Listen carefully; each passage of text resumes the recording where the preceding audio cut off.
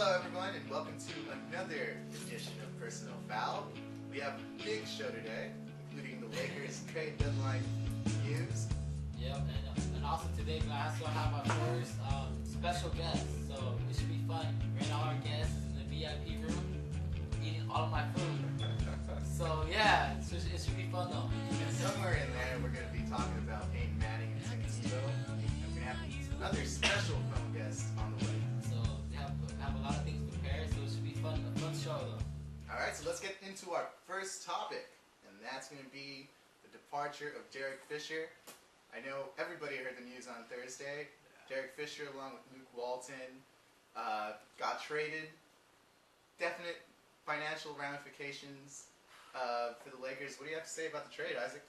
I was shocked. I was in my biology lab and I had to stop working. I told my crew members, you know what, I can't do my work anymore. Derek Fisher just got traded. You know, when you first hear about it, it shocks you as a fan because Derek Fisher epitomizes what is a Laker. Like, that guy plays with his heart, plays hard every single game. Yeah, so many great moments as a Laker. It was just hard to see the fact that he's no longer a Laker. But as you said, financial ramifications, it was more a financial reason why we got rid of Fisher, I think. But no, I didn't see this coming though. I took it by surprise. I didn't see Mitch Kupchak pulling the trigger on this type of trade. I mean, did you see Fisher getting traded? I didn't think Mitch Kupchak had it in him, man.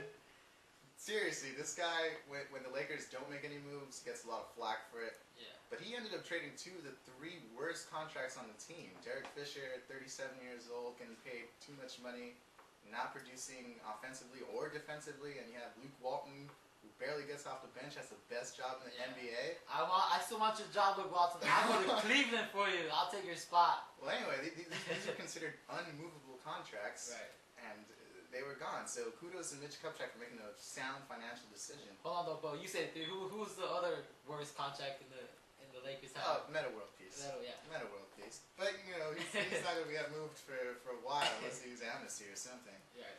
But right, so it was a successful trade deadline for the Lakers in the sense that they really set themselves up financially for the next couple of years. Because I didn't see anybody taking on Luke Walton's contract. So I think the Lakers have been trying to trade him for the last couple of years, but nobody's been willing to take over Luke Walton's $5 million contract this year and I think $6 million the next year. So for them, I think the Lakers save approximately like $23 million for next year. That's including the luxury tax that they had to pay. So for the Lakers, $23 million. That's a great job by Mitch Kupchak doing his job, and also I think making the team better as well. But it's sad to see Derek Fisher go. Sad, but necessary. I think Derek Fisher symbolized the last generation of the Lakers title run. Yeah. He simply didn't coexist with this roster anymore. He didn't fit the system. He didn't fit the system. He's an antiquated, I guess, leader of a triangle offense that simply isn't there anymore. And so the Lakers obviously moved in a different direction, and I think it was the right move basketball-wise. Yeah, well, but that's the thing that hard thing fans need to understand is that on Facebook everybody was writing how the Lakers could trade Fisher and lots of other things. And I get that, I understand that. But you look just at the Lakers and going forward, it was the right move to do. It may not be the personal way or like a fan way, like we love Fisher, you don't want to see him go. But if you want the Lakers to keep winning, it was a necessary move that had to happen. It was a casualty that had to occur for the Lakers to improve their team. And I know many people are going to bring up the argument about loyalty. The Lakers are not loyal to Derek Fisher, right? But this is the same team that let go of Lamar Odom, Rick Fox, Robert Horry, Phil Jackson, Shaq in his prime. I mean, this team time and again gets rid of players. You cannot bring the loyalty. And consider about trading Kobe when he demanded the trade. And it wouldn't surprise me if they do trade him 2 years from now. Or amnesty Kobe. You heard it here now. Don't be surprised if Kobe does get amnestied in 2 years when he's about to make $30 million a year. He's about 836.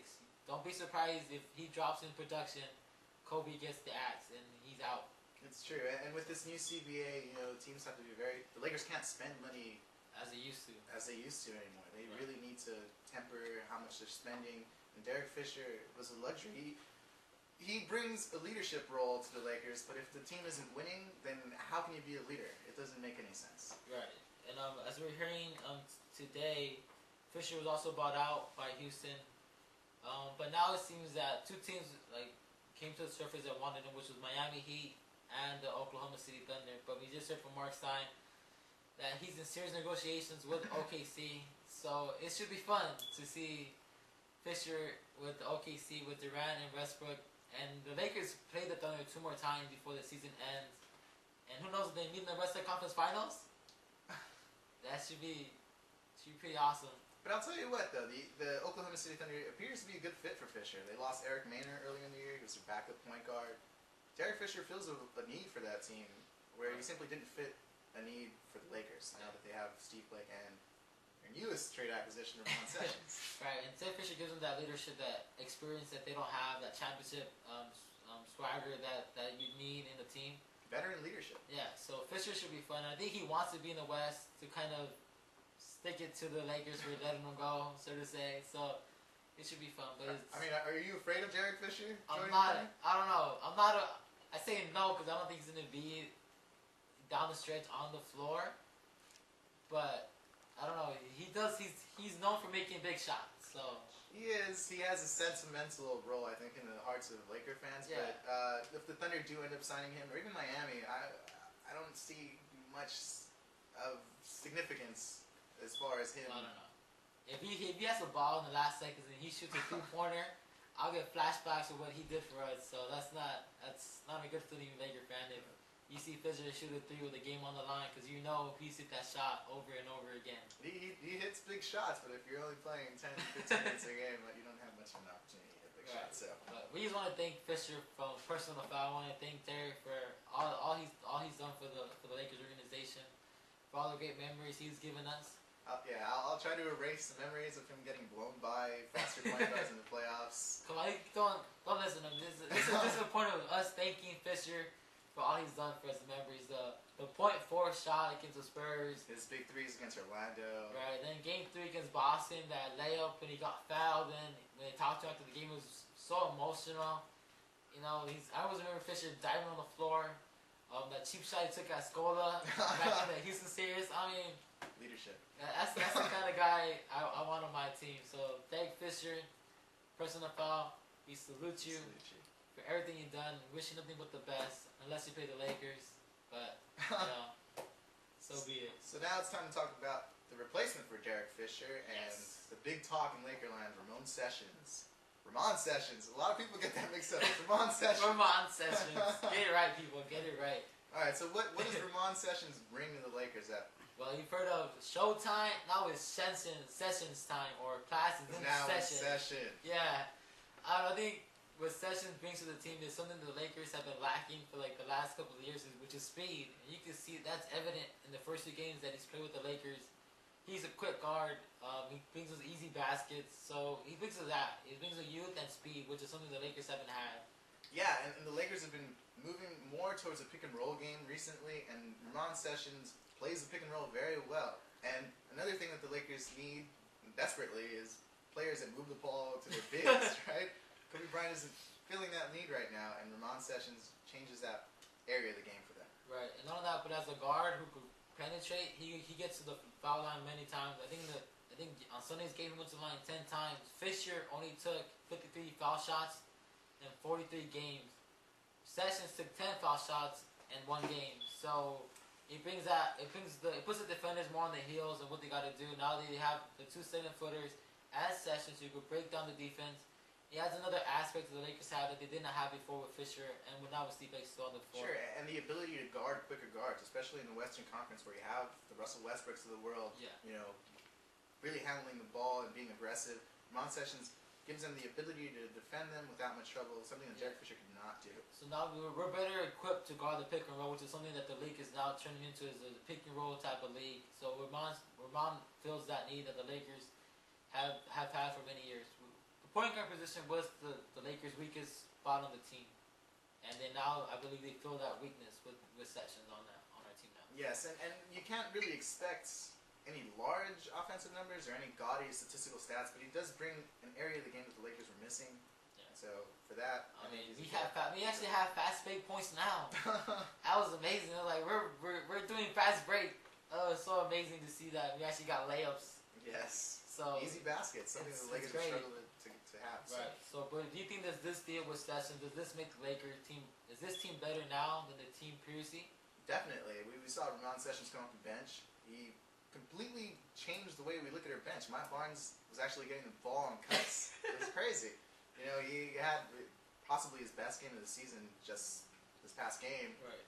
And that was pretty much because of Ramon Sessions, because of his play, his ability to see cutters, his ability to see players, and handle the ball and you know, make baskets easier. Right. So do you see the Lakers now making a serious push in the West? It depends on the finals. What do you consider serious? Well, you see them making the Western Conference Finals now. It depends on who they go against. Spots 5 through 8 are still very deep. The matchups change, but I think he does make the Lakers a better team. Yeah. Well, the thing that's funny about the whole Lakers situation is that everybody was kind of panicking. You know, myself, I wanted to blow up the team. I think in December I wanted to blow up the team. But through all this trouble, the Lakers are in third place with a game and a half. I believe we're 2 games behind San Antonio for the second seed in the West. So it's not like they're a bottom-feeding team in the West. They're in the upper echelon. So they're leading the division because the Clippers have taken a step back. So they're not as bad as everyone wants to make them look out to be. But I do think now they do have a serious run in them to make it to the Western Conference Finals against maybe OKC. And I'll give him a shot with Kobe and the 2 7-footers. I'll give him a shot to take on OKC and anybody else in the East and to make it to the finals that far. I don't know. Every time the Lakers give you an inclination to believe in them, they end up dropping games that they should easily win. Like just this past game against Utah, right? Without Jefferson. Yeah, they lost a very winnable game. But there's a simple reason for why they lost that game. It is 3 for 20. 3 for 20. 3 for 20. This is why we lost that game. But yeah, I do believe in this team now, though. I think they have a legitimate shot to make a deep run in the playoffs. I don't think they're a 1-and-out team like everybody else said before. The Lakers are here to stay, and then the Western Conference better watch out. Andrew Bynum, Western Conference Player of the Year of the month or the week, my bad. He's here to stay. This guy's a beast, so I like our chances. I think we should temper expectations, but I do agree that the Lakers are a better team because of this trade. Don't temper expectations. Believe me, the Lakers are gonna make a deep run. If Kobe can pass the ball, the Lakers will make a deep run. I certainly hope so.